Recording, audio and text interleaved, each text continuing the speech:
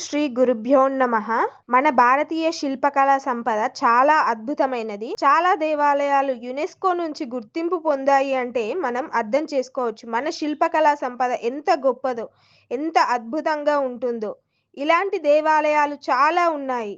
ఆ యునెస్కో నుంచి గుర్తింపు తెచ్చుకున్న ఆలయాలే కాకుండా కనుమరుగవుతున్న దేవాలయాలు చాలా ఉన్నాయి. ఆ ప్రతి దేవాలయాలను మనము అభివృద్ధి పరచడం మన యొక్క బాధ్యతగా తీసుకోవాలి.